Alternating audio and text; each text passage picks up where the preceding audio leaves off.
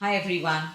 I think people who know me know that I've been in this industry of financial planning for over 4 decades now.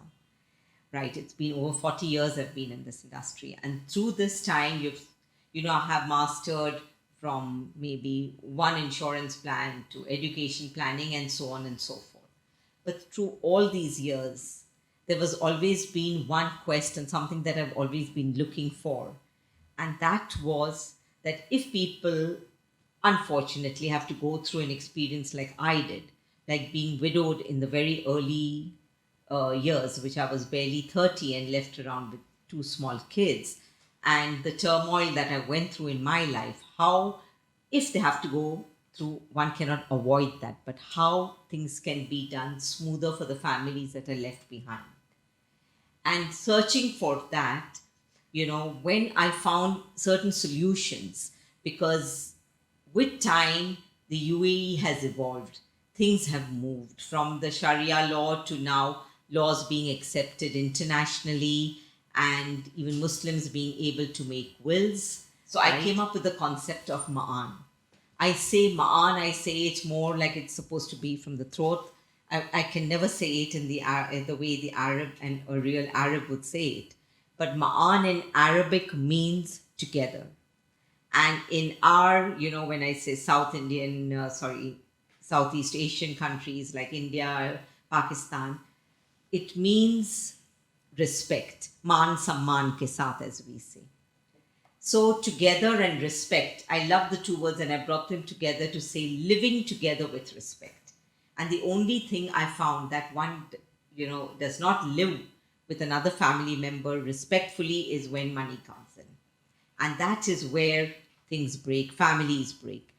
And if the estate is not left behind in a way that could create, for generations to come, peace, as I would say, create peace for generations to come. We have heard umpteen number of times the families have broken.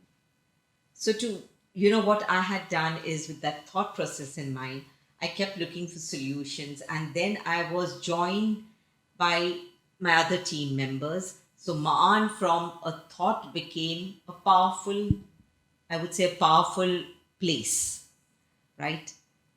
I would not call it just a company. I call it a powerful home. I was joined by Pooja Bhatia, who is our legal head. I have Kana Manalo, who's again, she heads the strategy team.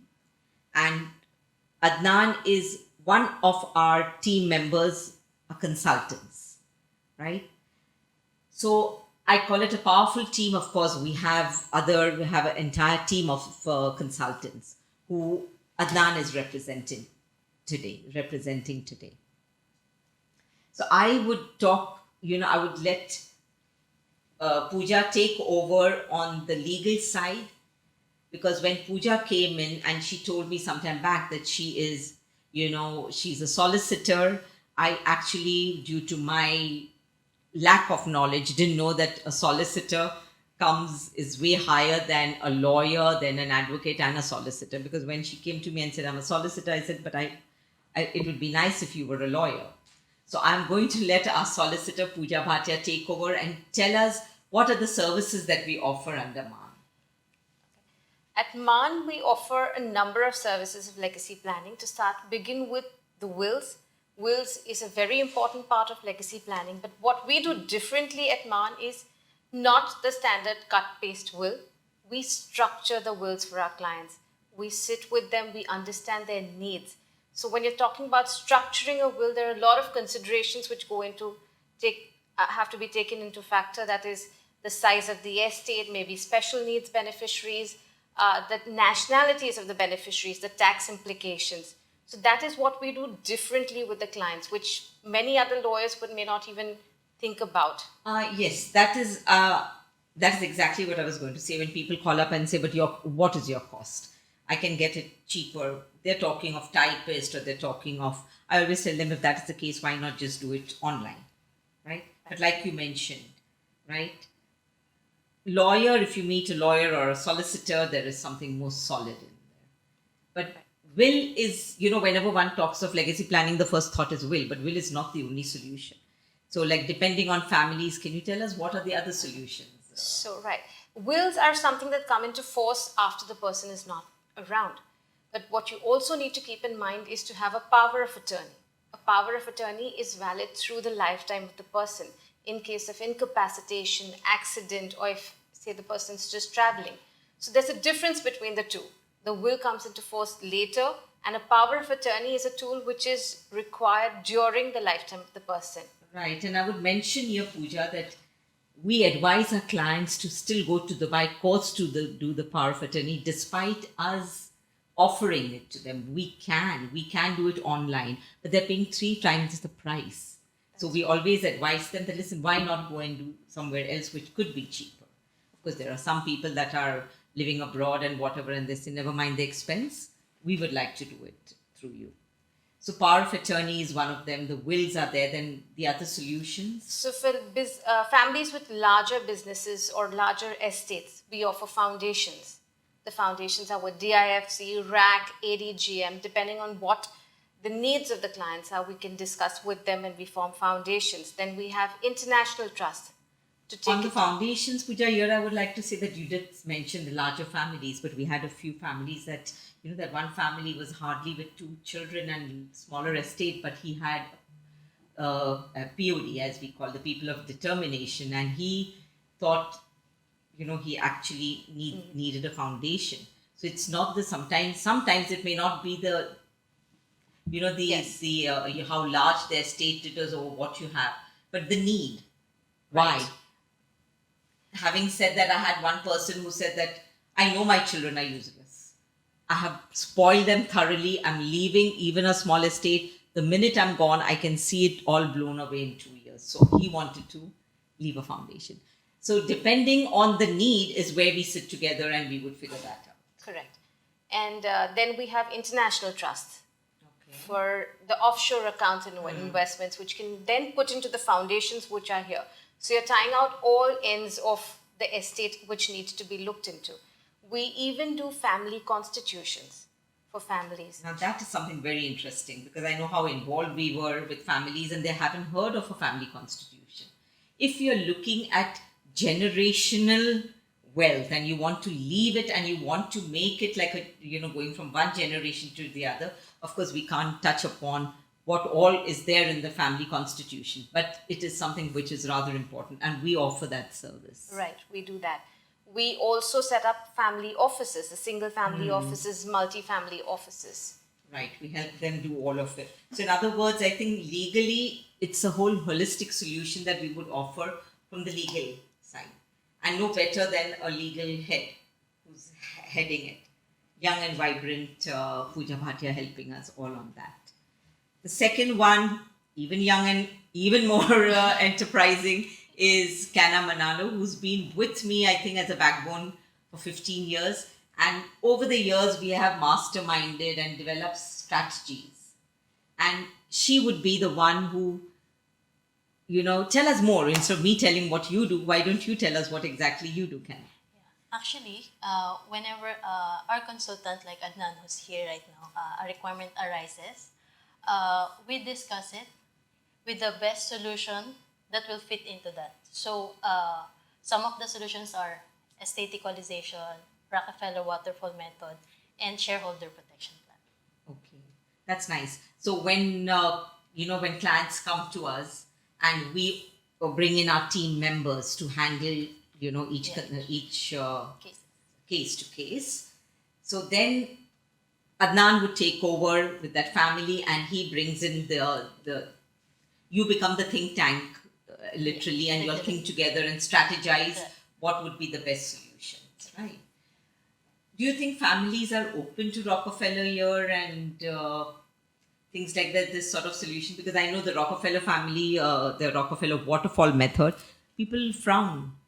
And I've seen that is basically for, family businesses, because there are so many businesses that are here where it's come down from the father to the children to the uncles, because in those times people came in and they got half a village along with them literally.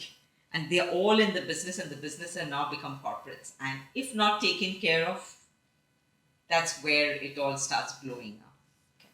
Right? And then who would the shareholders be for? Yeah, the shareholder protection is for the two partners. Could be more partners, business partnerships. Yeah. Business partnerships. So for the shareholder, it's protecting not only the business but also the family of the shareholder. Right. So you're talking of, one is where they are families, they are like from blood. So that is where we would say the Rockefeller works for. There are sometimes business partners just got together and start putting money and have started businesses without thinking. So shareholder protections matter, and estate equalization again is a very important one that you mentioned. Yeah, estate equalization is for the family who would like to equate their assets or their estates, because some of the families are, one is in the business, one is in abroad. So how are you gonna equalize it?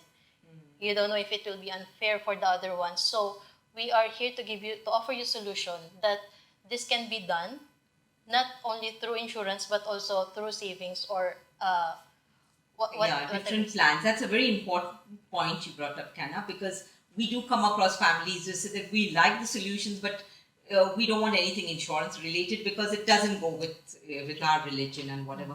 The same concept, keeping the same concept in mind, keeping the religious and the Islamic views in mind, we strategize a plan. We start a plan that will suit. The important thing is that, people come together, sit, discuss, and then we can work out solutions. For that, I would bring in Adnan. Adnan, you have been very instrumental in helping quite a few families. Can you give us a few examples and what you've been doing? That's right, Nazneen. Thank you for having me.